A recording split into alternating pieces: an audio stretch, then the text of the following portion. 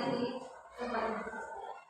Baiklah, di sini saya akan menjelaskan tentang budaya positif dari hasil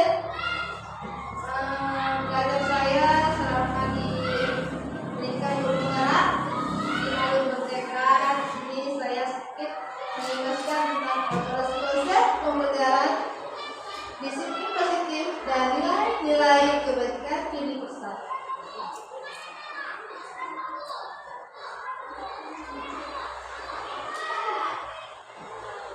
Jika dapat dilihat di sini adalah kita membuat suatu perubahan paradigma.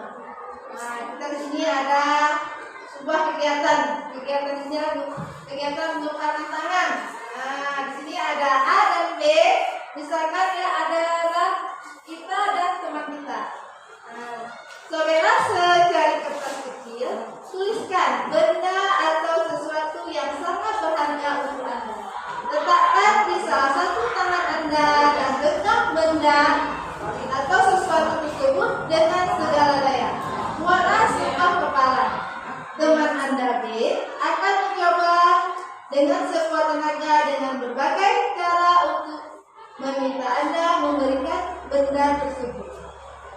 Sementara si B bisa membujuk, mengancam, mengkritik, merayu, menyuap apa saja agar dapat menekan kepala tangan Anda. Coba sekarang kita misalkan mengepal tangan kita. Si A dan si B mengepal tangannya. Sekarang ada satu orang mengepal, satu orang merayu kawannya membuka kepala tangan temannya di samping. Satu orang yang mau ngepal, satu orang yang buka. Misalnya Munia sama Bu Mirna. Siapa yang buka, siapa yang ngepal? Nanti Munia pakai cara apa aja supaya bisa terbuka kepala tangannya Bu Mirna. Dengan boleh yang tulisan, rayuan, atau sebagainya.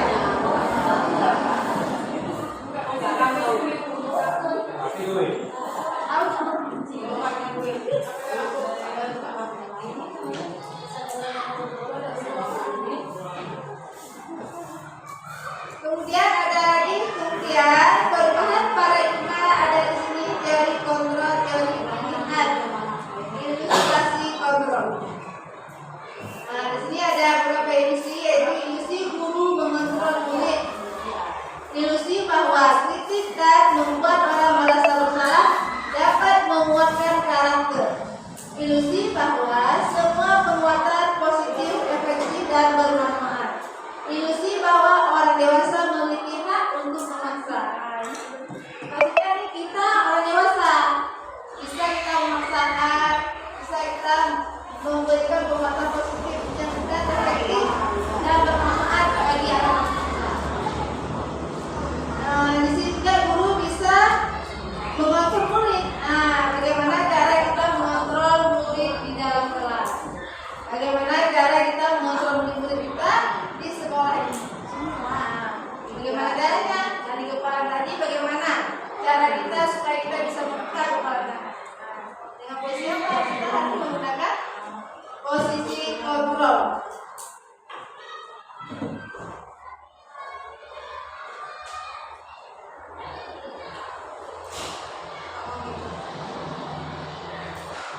Di sini dijelaskan adanya perubahan paradigma stimulus respon dan teori kontrol serta teori pembinaan.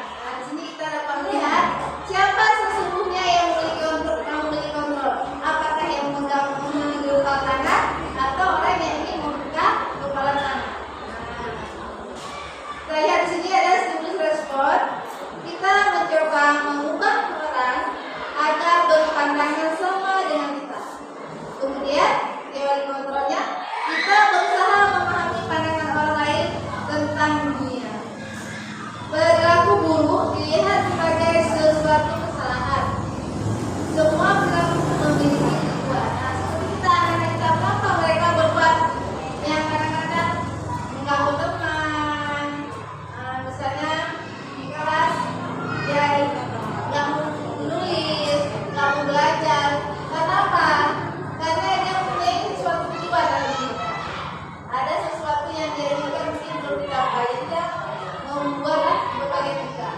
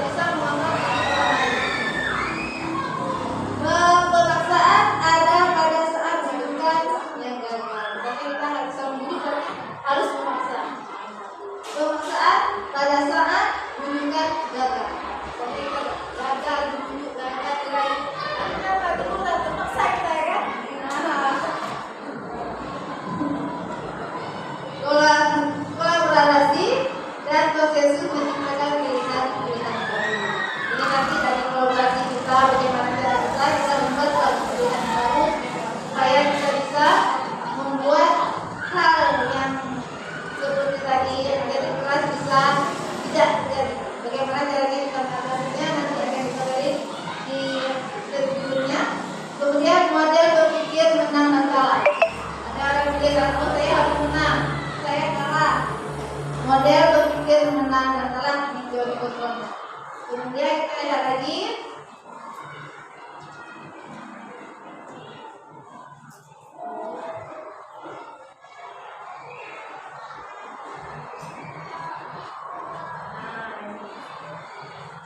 Di sini apakah makna disiplin?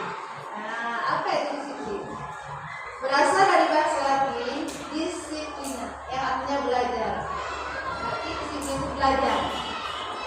Makna asal kata ini berkorelasi dengan disiplin diri dari murid-murid Pilates atau Pilates dari Yunani ya Bapak Ibu. Disiplin diri membuat orang-orang menggali potensinya menuju sebuah tujuan apa yang dia hargai. Namun dalam budaya kita, makna kata disiplin telah berubah menjadi sesuatu yang dilakukan seseorang pada orang lain untuk mendapatkan kepatuhan. Cenderungan umum adalah menghubungkan kata disiplin dengan ketidaknyamanan, bukan dengan apa yang kita hargai atau pencapaian suatu tujuan mulia. Ini sesuatu yang dilakukan seseorang pada orang lain untuk mendapatkan kepatuhan. Seperti kita memberikan disiplin karena kita menginginkan kepatuhan dari siswa kita. Bagaimana caranya supaya anak kita ini disiplin? Sesuatu yang kita lakukan kepada anak murid kita agar kita dapat melihat kepatuhannya.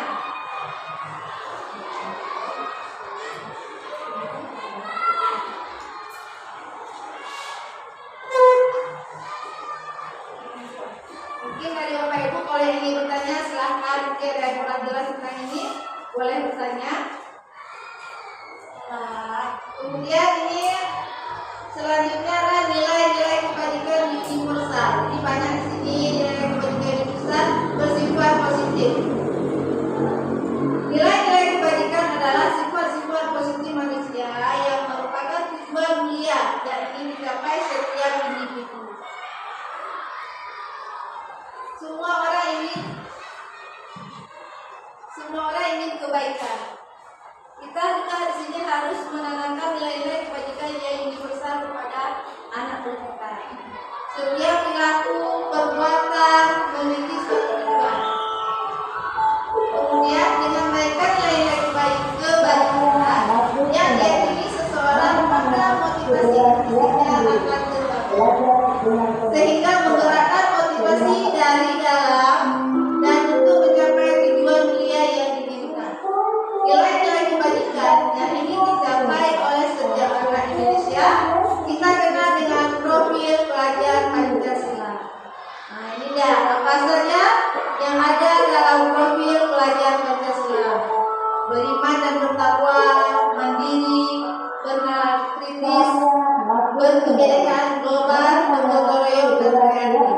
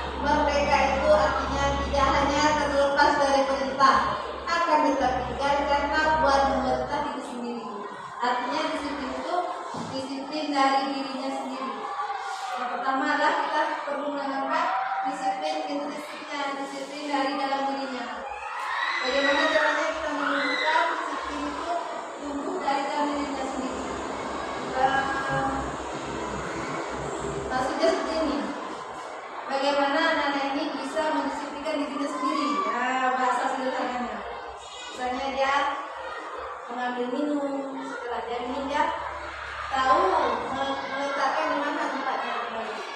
Misalnya pakai sepatu, setelah pakai sepatu pulang sekolah dia tahu di mana meletakkan sepatunya. Di sini kiri.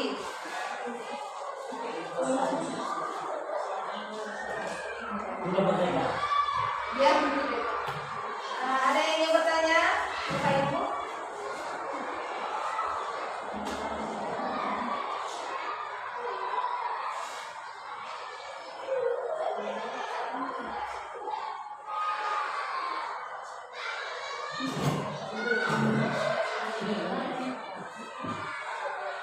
Assalamualaikum warahmatullahi wabarakatuh. Ini saya mau tanya cara mengatasi siswa. Ini baru aja terjadi. Cara mengatasi siswa yang pura-pura malu, entah takut, kita juga nggak tahu. Kita suruh foto sama-sama nih, satu-satu pas foto. Giliran dia nggak mau dia macam. Itu macam mana cara mengatasinya? Apa kita harus marah? Atau kita harus rayu dia supaya dia mau, atau juga mungkin karena faktor di rumah mungkin kita juga nggak tahu. Itu menurut Bu Asian yang udah CGP, cara mengatasi siswa yang seperti itu macam mana? Terima kasih.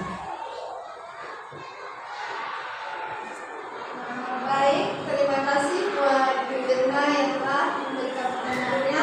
Bagaimana mengatasi anak yang bermasalah dia tidak mau diajak berfoto? Maunya semua mau, dia nggak mau. Kenapa dia nggak mau? Apakah sebelumnya mungkin dia ada masalah? Itu yang harus kita telusuri. Apa sebenarnya yang terjadi pada diri anak? Mungkin dia ada kebutuhan dasarnya yang belum terpenuhi, ataupun kita bisa juga dengan membuat segitiga dan diskusi menanyakan kepada si anak. Misalnya menanyakan kembali kepada si anak, kenapa dia mau dia foto bersama ya Bu Dirna? Oh, dia kamu yang fotonya, apa alasannya? Dia tanya kenapa nak? Kamu ngaku foto sementara kawannya semua mau berfoto. Mungkin dia kamu jawab apa alasannya? Kamu jawab. Kita tanya kamu jawab. Berarti dia tidak mau mengungkapkan di hatinya sesuatu ungkapannya nggak bisa dikeluarkan. Bagi kawannya nggak mau. Berarti bagaimana caranya kita bisa mengetahui masalah dia? Saya rasa kalau seperti ini kita perlu juga mendengarkan cerita dari orang tuanya, apa masalah dia. Kalau kawan-kawannya semua, dia mau bercerita dengan kawannya. Mungkin kan malu, ada rasa malu pada guru tidak menceritakan. Nanti sama kawannya mau menceritakan kenapa dia nggak punya fotonya, apa dia malu fotonya dipajangkan kelas, atau dia mungkin merasa malu mungkin fotonya dia nanti takut dia sama kawannya. Mungkin kan masih melalui anak-anak ya, dia belum tahu bahwa foto itu penting kita buat supaya kita untuk dengan kelas. Dia belum tahu manfaatnya. Nanti kemudian bisa bertanya sama kawannya, coba nak tanya sama kawannya, dia langsung apa sama ibu, mungkin sama kamu mau. Ataupun nanti kita bisa juga bertanya kepada orang tuanya. Bagaimana? Mungkin yang menerima hasil foto. Si siapa namanya? Sabina. Mungkin dia ada faktor keluarga. Mungkin dia malu kalau fotonya dipajangkan nanti ada rasa takut dia. Kawannya nggak bisa menerima foto dia. Takut nanti dia kawannya kayak fotonya kita seperti Sabina. Ini anak-anak sebenarnya dia merasa dirinya tidak terima oleh kebutuhannya, tidak terima oleh kawannya. Tapi dia kebutuhan dasarnya tentang merasa tidak terima. Mungkin dia itu yang belum terpenuhi.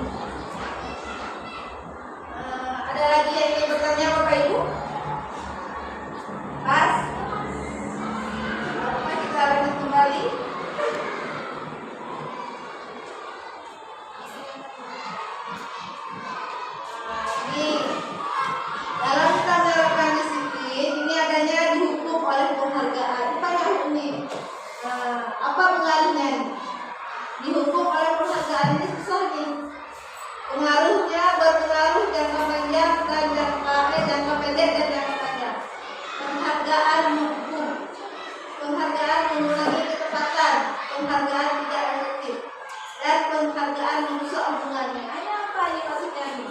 Kenapa kita kasih penghargaan untuk dihukum kita sendiri? Penghargaan mengurangi ketepatan, penghargaan tidak efektif, dan penghargaan merusak hubungan. Nah ini bagaimana ini kita kasih penghargaan, hubungan kita jadi rusak lagi.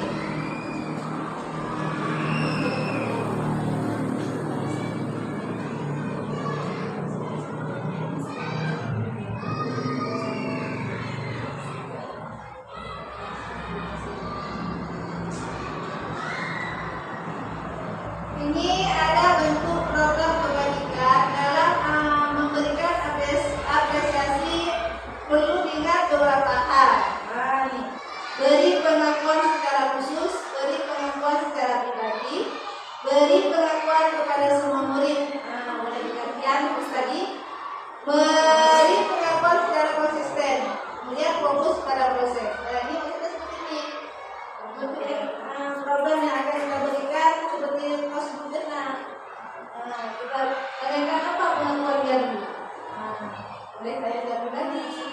Kemudian pengakuan kepada murid. Dari kawannya informasinya mengapa dia seperti itu. Kemudian dari pengakuannya itu kita mengakuan secara konsisten. Selalu kita apakah benar itu tidak. Pengakuannya itu. Kemudian fokus konservatif. Pada posisinya kita harus fokus memperhatikan apakah bagaimana proses tersebut berjalan dengan baik.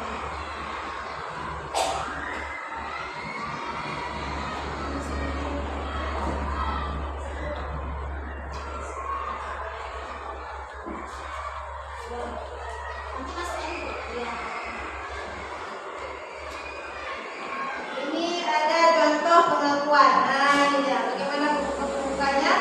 Kemarin saya perhatikan, saya menghargai, terima kasih untuk inilah kalimat pembuka yang kita ucapkan.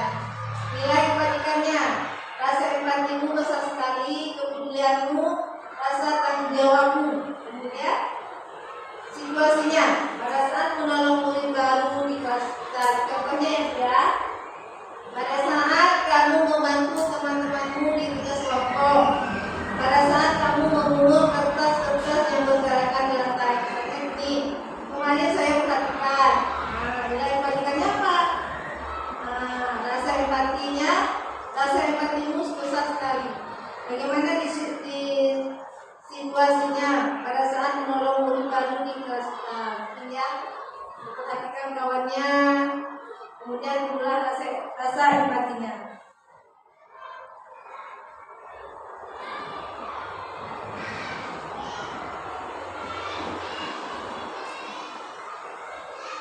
Apa perbedaan hukuman dan konsekuensi? Ini yang harus kita jawab. Yang mana hukuman, yang mana konsekuensi?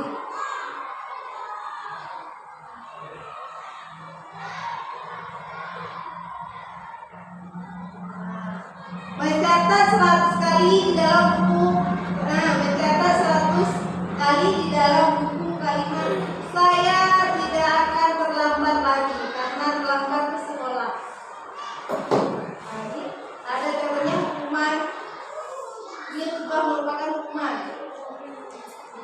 Anak-anak kan zaman dulu ke sekolah masih tulis 100 kali. Ini saya tidak akan terlambat lagi sampai 100 kali kita tulis. Itu merupakan sebuah hukuman dan konsekuensi. Kemudian lari mengelilingi lapangan basket 2 kali karena terlambat hadir di sekolah. Ini juga merupakan hukuman. Anak-anak lari, kadang-kadang ada masa lari terpaksa ada masa terhukum. Kemudian murid diminta push up 15 kali karena tidak menggunakan masker di sekolah. Kadang-kadang pakai masker dia harus push up 15 kali. Ini bukan hukuman atas dia karena dia tidak memakai masker di sekolahnya. Kemudian menggantikan kertas tugas teman yang telah dicoret-coretnya. Ini merupakan konsekuensi karena dia telah mencoret-coret kertas tugas temannya. Kemudian membersihkan tumpahan air di meja tulis karena tersenggol pada saat belajar. Ini merupakan konsekuensi. Kenapa?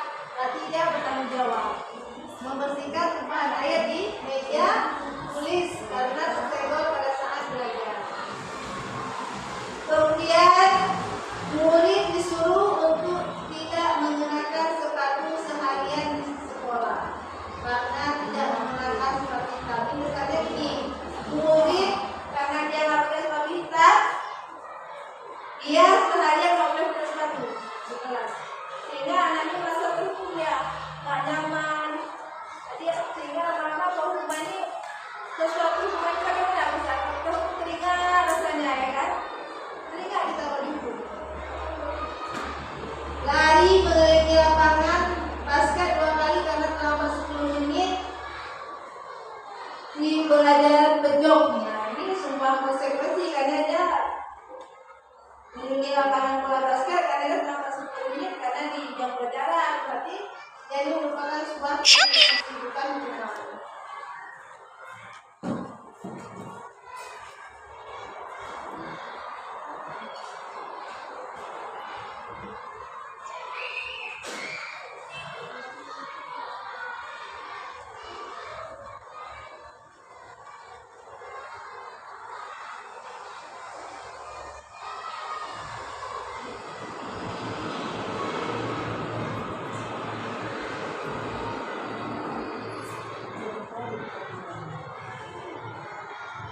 Sekarang kita masuk dengan restitusi. Apa itu restitusi?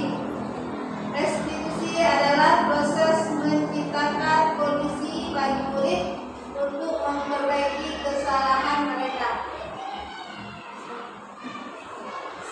sehingga mereka bisa kembali pada kelompok mereka dengan karakter yang lebih kuat. Restitusi juga merupakan proses kolaboratif yang mengajarkan murid mencari solusi untuk masalah mereka dan membantu murid berpikir tentang orang seperti apa yang mereka inginkan menjadi tujuan mulia dan bagaimana mereka harus memperlakukan orang lainnya. Inilah yang harus kita terapkan di sekolah kita, mengatasi masalah murid dengan restitusi. Setiap masalah anak itu kita bisa selesaikan dengan cara restitusi ini. Kemudian kita tidak lihat apa langkah-langkahnya.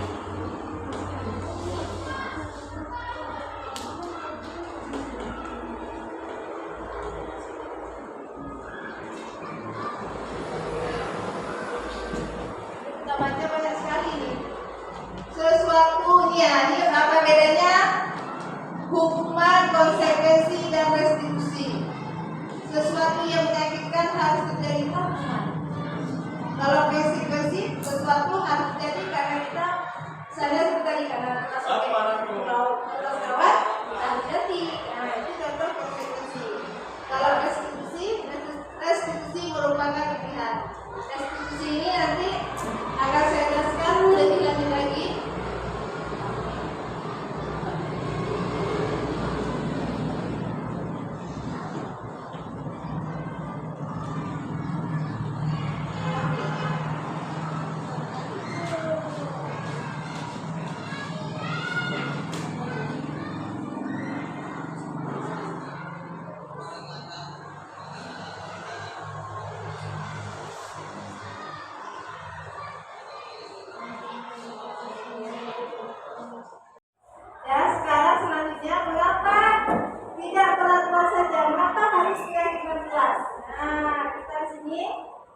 Bisa membuat kesepakatan kelas dengan peserta di kelas agar menerapkan budaya positif sekolah kita dapat berjalan dengan baik.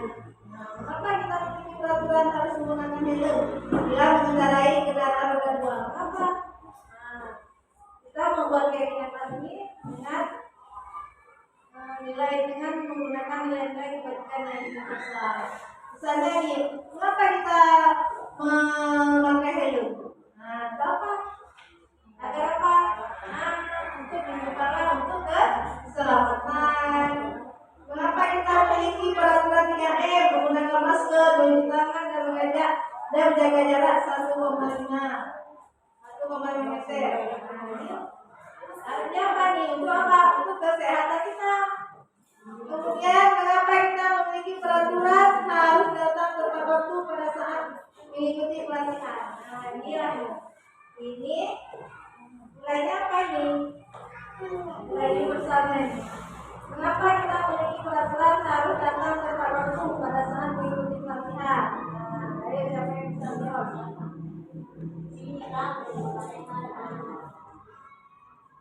Siapa yang bisa jawab, Pak Ibu?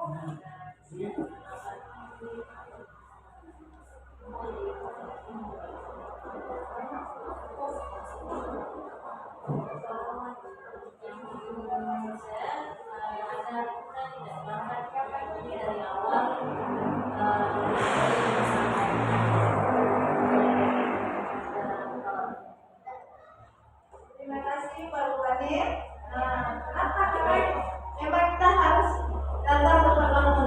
Agar kita bisa disiplin. Kita menerapkan budaya disiplin. Untuk mendukung motivasi fisik, kembali ke nilai-nilai keyakinan yang lebih menggerakkan seseorang memberikan mengikuti serangkaian pelatihan. Berarti nilai keyakinan ini lebih yakin dilakukan daripada kita mengikuti serangkaian pelatihan. Seperti anak-anak di kelas 3 menit, kalau kita buat keyakinan kelas, dia lebih patuh kepada keyakinan kelas daripada pelatihan yang kita buat. Misalnya kalau di pelajaran sekolah datang tepat waktu, mungkin anak biasa aja tetap sama, tapi dari keyakinan kelas kita bisa membuat datang lebih awal, mungkin anak lebih senang. Merasa dia lebih awal datang, merasa dia bahagia dia datang terlambat.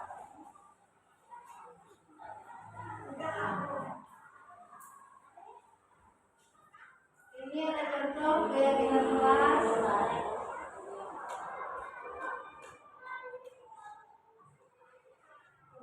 Ini kegiatan dalam pendalaman membuat keyakinan kelas. Banyak model dalam kita membuat keyakinan kelas. Boleh menggunakan tabel T dan boleh menggunakan tabel T. Misalnya ini tabel T ini, tampak seperti apa dan tidak tampak seperti apa. Misalnya anak-anak ingin kelasnya tampak seperti apa. Siapa yang bisa menjawab? Anak-anak misalnya di kelasnya ingin kelasnya letak hati. Keyakinan apa yang harus kita buat? Misalnya Pak, siapa yang bisa?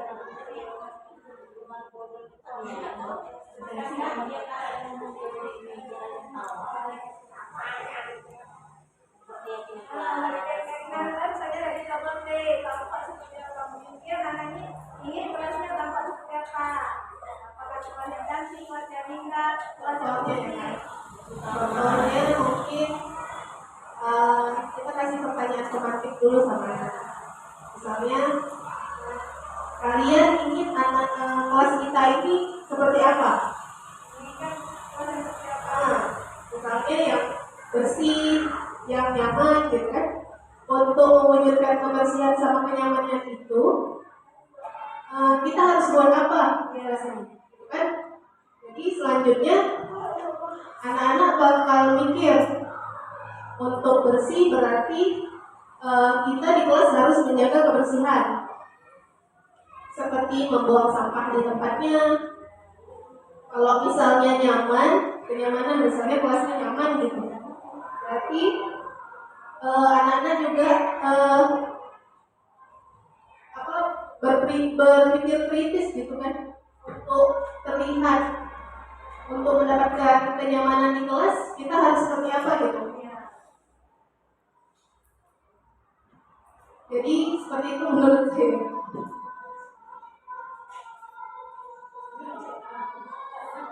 Baik, terima kasih Pak Nia.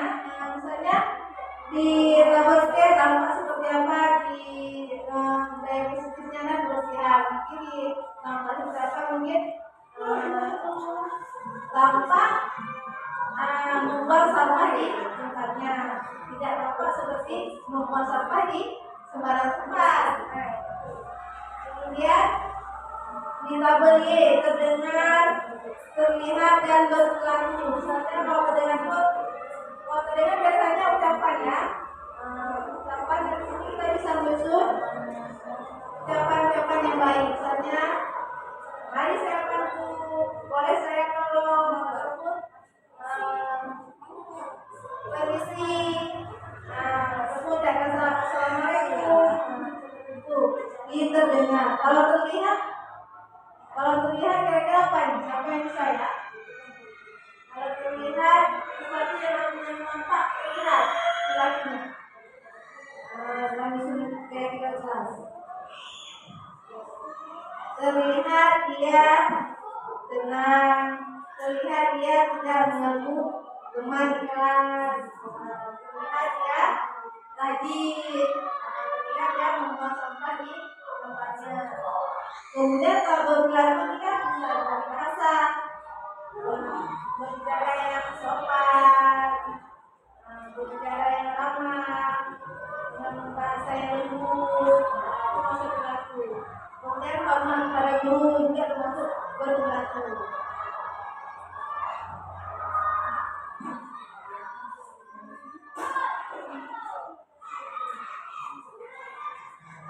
Ini ada contohnya ini hormat, terdengar, terlihat, berlaku. Boleh saya baca ya? Terdengar, satu orang berbicara, yuk saya bantu. Kita bisa selesaikan ini bersama. Terima kasih. Tolong ya, permisi, boleh saya pinjam. Ini kata-kata yang terdengar dari anak-anak ketika berbicara. Harus seperti ini. Kemudian yang terlihat, berempati terhadap perasaan orang lain, memegang barang orang lain hanya dengan sedikitnya. Misalnya anak kita ini di kelas 9 mengambil buku rumah sembarangan. Kalau mau kawan harus minta dulu sama yang punya. Kemudian berlakunya seperti tersenyum, ramah, memberikan salam, hormat, berjabat tangan, meletakkan tangan di dada. Ini lagi memberikan ruang kerja, postur tubuh yang tenang. Berarti dia dalam kelas dengan kawan-kawannya, kalau dia latihan baik di dalam kelas.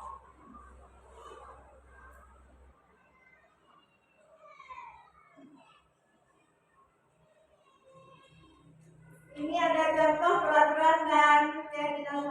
Kalau di peraturan selalu kembalikan buku ke tempatnya. Kalau dalam keyakinan kelas mungkin apa yang kita buat ini? Mengembalikan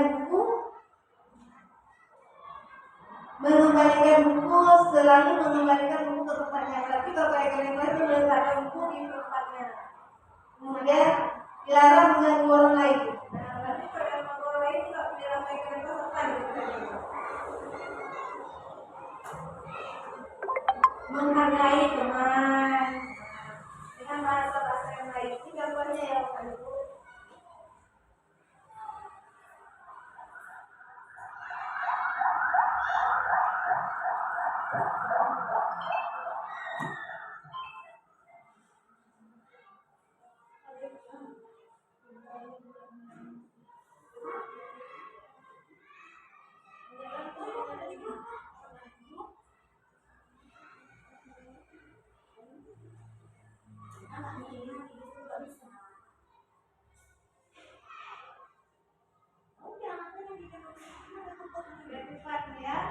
Ini ada indikatif pernyataan siapa yang mengatakan saya kecewa sekali dengan kamu, membuat orang merasa bersalah. Kamu tidak pernah benar melakukannya.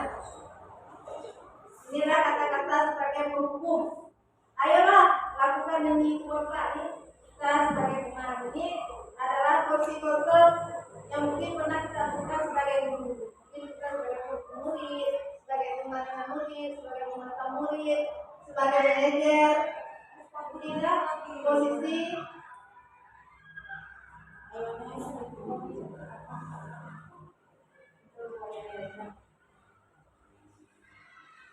mungkin kita sudah pernah dilakukan Bapak Ibu.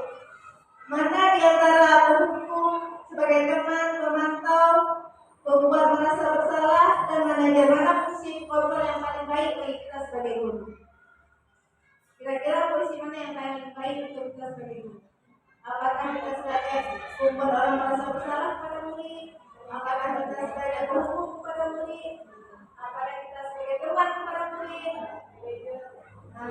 Ya benar-benar punya ya bagus.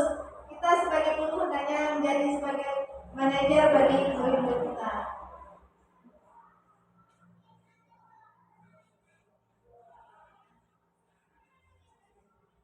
Ini sedikit saya jelaskan segitiga restitusi yang saya katakan tadi. Di segitiga restitusi ini kita menyelesaikan masalah anak dengan yang pertama menstabilkan identitas, yang kedua memvalidasi kebutuhan murid, yang ketiga menanyakan keyakinan kelas. Kita kan tadi coba keyakinan kelas, anak-anaknya semua tahu keyakinan kelas yang telah kita buat. Ketika nanti ada membuat suatu kesalahan, kita kembalikan anak-anak itu kepada keyakinan kelas, sehingga dapat terciptanya suasana disiplin yang positif. Ini ada contoh cara-cara kita menstabilkan identitas anak. Ini gurunya berkata, berbuat salah itu hal yang manusiawi, tidak ada manusia yang sempurna. Bapak itu juga pernah berbuat salah. Kita pasti bisa menyelesaikan masalah ini. Bapak Ibu tidak tarik untuk mencari tahu siapa yang benar, siapa yang salah. Bapak Ibu lebih tertarik untuk menyelesaikan masalah. Kita kata-kata kita pada anak-anak ketika kita ingin menyelesaikan masalah. Tidak, kita tidak boleh langsung menyalahkan anak, tapi kita harus mungkin menstabilkan dulu identitas dia. Kita lagi emosi, lagi marah, kita harus menstabilkan dia dulu. Lalu langsung kita marah-marah ke anak.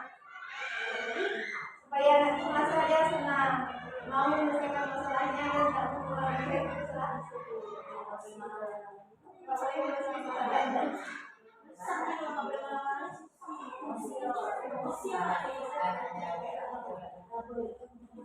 Kemudian nih, tindakan yang kedua, memvalidasi kebutuhan anak ini. Ini kan anak-anak pas menikah ini kan masih tompol mungkin hatinya belum stabil dirinya. Kita validasi kebutuhannya. Misalnya dengan kata kita, kamu bisa saja melakukan hal yang buruk, tapi kamu tidak melakukan. Tapi kamu tidak melakukannya karena sesuatu. Kamu pasti punya alasan. Kenapa melakukannya? Seperti kasus Mirna. Kenapa kamu melakukan itu? Pasti ada alasannya. Kemarin kita tanya kepada murid.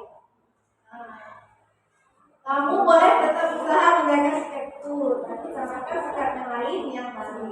Maukah kamu belajar cara lain untuk mendapatkan yang kamu butuhkan tanpa harus mengumpul? Misalnya ini anak-anak struktur. Kan boleh kita bantu.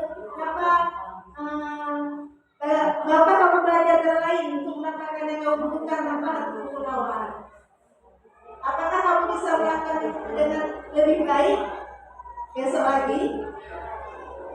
Kata-kata kita adalah menyelesaikan masalah siapa di tahap validasi. Ini yang ketiga.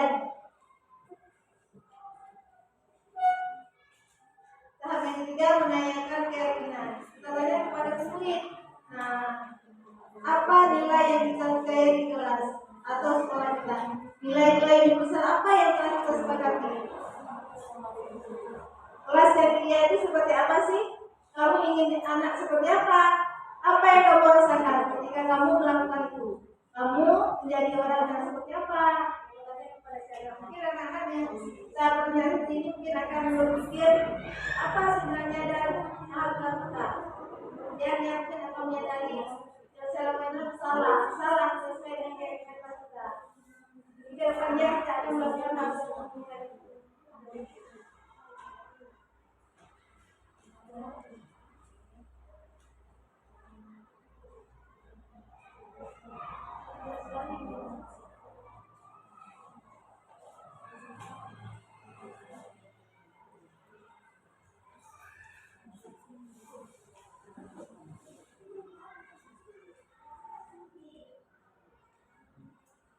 Baik, ini ada intervensi 30 detik apabila kita tidak sempat melakukan yang restitusi yang tadi. Ini kalimat-kalimat mungkin yang harus bisa kita lakukan sampaikan kepada murid. Apakah kamu ingin berbuat lebih baik? Kita berikan pertanyaan kepada anak. Apakah saat ini kamu sedang menjadi orang yang sedang kamu inginkan? Apakah kamu bisa mengubah kegiatan atau perilaku kamu saat ini menjadi sikap yang lebih membantu? Kemudian, apakah wajar membuat kesalahan? Bisakah kita memperbaikinya? Kita memberi pertanyaan ini kepada anak kita sendiri, pada anak kita. Apa yang kamu lakukan saat ini sesuai? Dapat kamu siap untuk memulai? Peraturannya apa? Sepertinya kamu punya masalah. Saya bisa bantu Pak. Saya bisa bantu apa? Saat ini kamu sebenarnya berbuat apa? Apa yang bisa saya bantu agar kamu bisa melakukannya? Nah, Bapak-Ibu, pertanyaan yang kita tanya kepada si anak. Mungkin Bapak-Ibu ada masalah dengan anak, bisa menceritakan anak-anak yang di kelas. Kira-kira ada masalah? Besok mau lakukan apa? Misalkan ada masalah di kelas, anak-anak yang sudah membuat walaupun teman, mengejek nama orang tua teman, bisa kita lakukan dengan tiga resolusi tadi.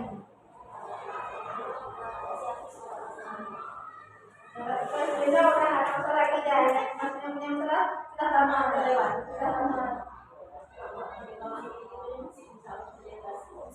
Rumusnya asalnya nggak masalah ya.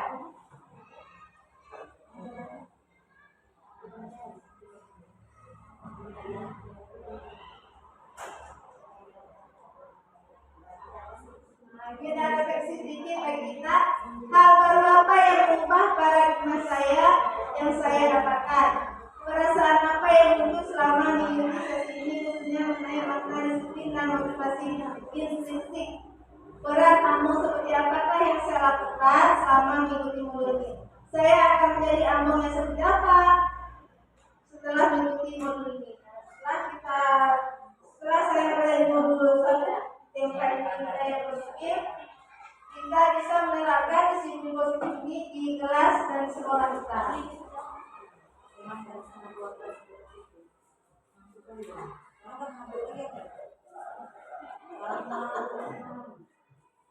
Ada pertanyaan Bapak Ibu? Ada pertanyaan nanti gambar kameranya ini tadi memang.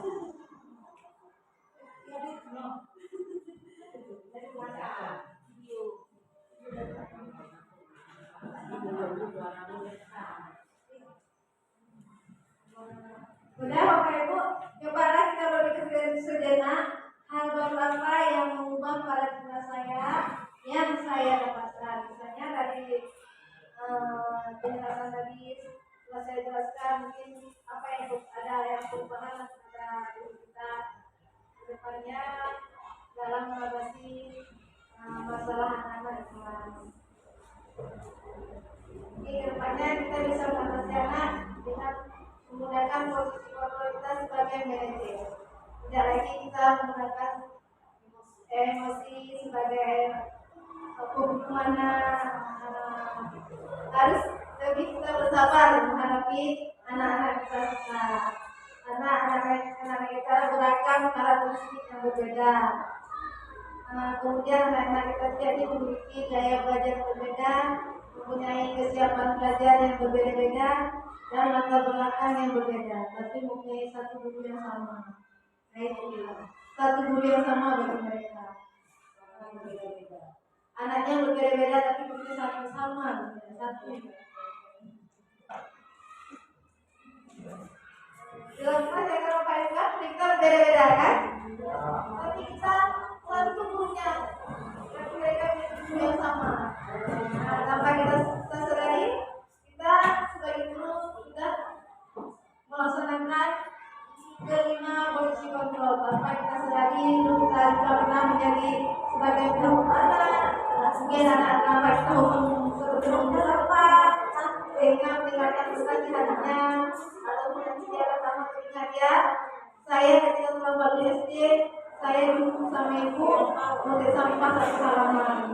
Nah, ini meninggalkan kenangan yang tidak baik. Tapi dengan kita menggunakan restitusi ini, dengan menggunakan posisi kontrol sebagai manajer, mungkin tidak akan meninggalkan kesan yang tidak baik kepada anak, tapi memberikan kesan yang indah bagi anak, sehingga anak bisa menyelesaikan masalahnya dengan dirinya sendiri. Jadi kita sebagai guru dapat menjadi solusi bagi anak-anak yang mempunyai masalah, sehingga masalahnya dapat teratasi dan juga dapat bekerjasama dengan orang tuanya.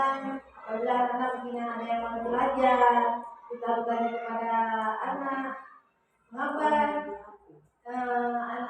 malas belajar, mungkin ada kebutuhan dia yang belum terpenuhi.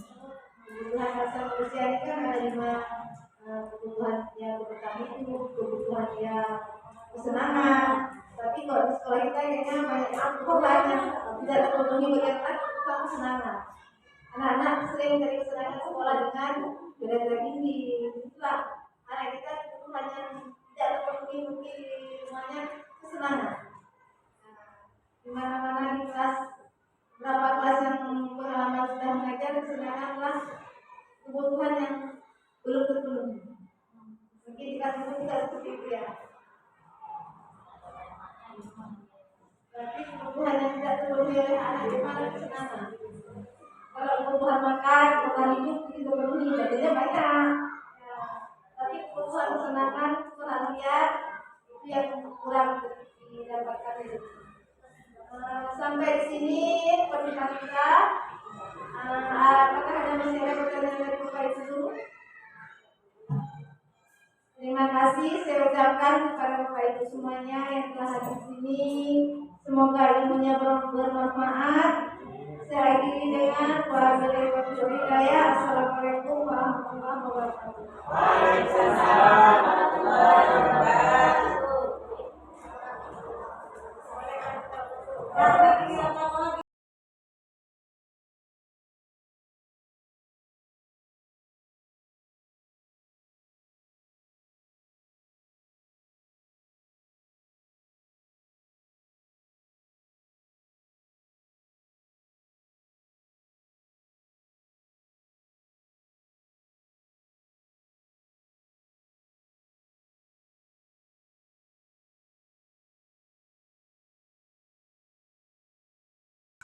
Assalamualaikum warahmatullahi wabarakatuh. Waalaikumsalam warahmatullahi wabarakatuh. Sehat ibu hari ini? Sehat. Sehat, alhamdulillah. Kita sudah naik kelas ya kan? Ya. Seperti biasanya sebelum kita belajar mulai pembelajaran diskusi ini, kita ingin menyusun sebuah kesepakatan. Kita buat sebuah kesepakatan kelas supaya kelas kita ini menjadikan kelasnya mempunyai budaya yang bagus, supaya kelas kita ini menjadi kelasnya pembelajarannya enak, tidak ribut, aman, tenang, nyaman. Kita belajar di kelas mau. Maka dari itu kita harus membuat kesepakatan bersama. Kesepakatan antara kamu, ibu, kita semua sama-sama kita membuat kesepakatan bersama untuk di dalam kelas kita agar proses belajar mengajar di kelas kita menjadi lebih baik. Jadi nanti ada yang pun kita enak belajarnya, nggak ada lagi kawan yang mengganggu, belajarnya nyaman, enak, tenang, tertib. Mau kan? Mau. Nanti ibu bagikan kertas, kita semuanya saling menggambarkan apa yang kamu inginkan, misalnya apa yang boleh kita kerjakan, apa yang nggak boleh kita kerjakan di dalam kelas. Misalnya tentang kelas nggak boleh membuang sampah sembarangan, kemudian dan apa lagi, menjaga milik orang lain, nggak boleh mengambil milik orang lain tanpa seizinnya. Ini yang pertama kita perlu kesepakatannya tentang ini nak, apa yang boleh kita lakukan dan apa yang tidak boleh kita lakukan dalam kelas. Misalnya ini yang pertama untuk menghargai milik orang lain. Kamu boleh meniti apa yang kamu inginkan.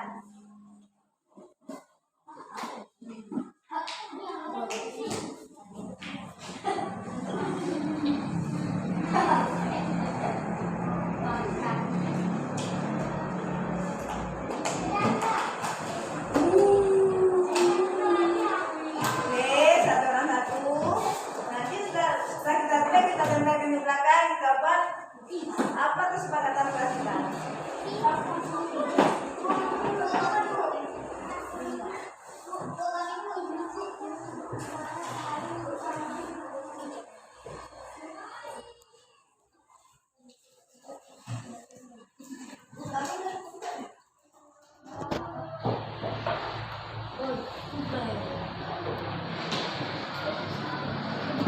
Raka, nanda bukunya.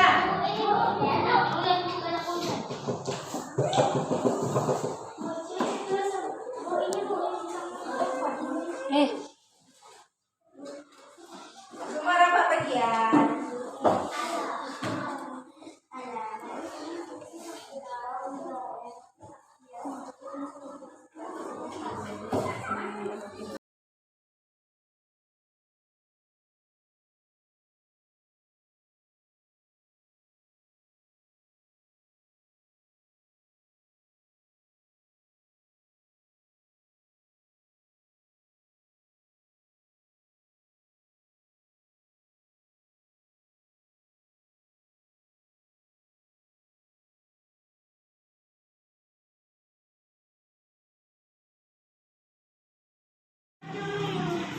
Nah, jalan dia silakan Umi.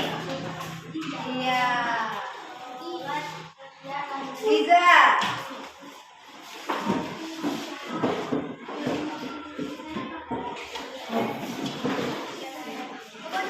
Iya. Lagi.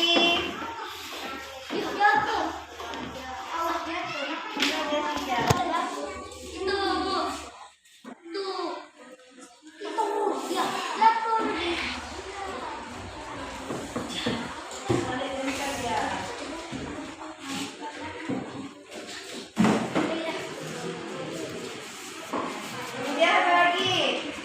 Bilkis. Bilkis. Akadim. Dah. Satu lagi, Bu. Satu lagi. Amena, ya kan? Satu lagi, Bu. Iya.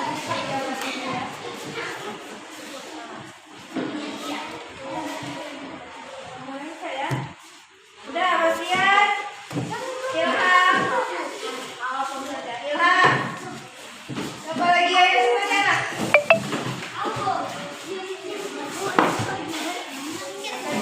Nah, yuk sama dia nih. Dia harus mau latihan biasa.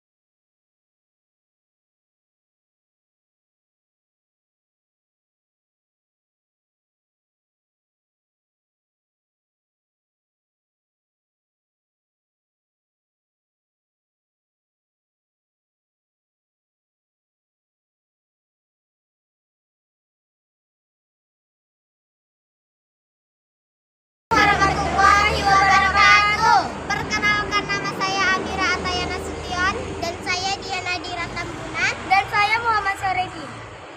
Saya senang sekali berdiskusi bersama ibu guru dan teman-teman saya untuk kegiatan kesepakatan kelas. Kesepakatan kelas sangat berguna bagi kami agar terciptanya suasana kelas yang aman, nyaman dan menyenangkan. Dalam dalam rangka menerapkan budaya positif di sekolah kami. Assalamualaikum warahmatullahi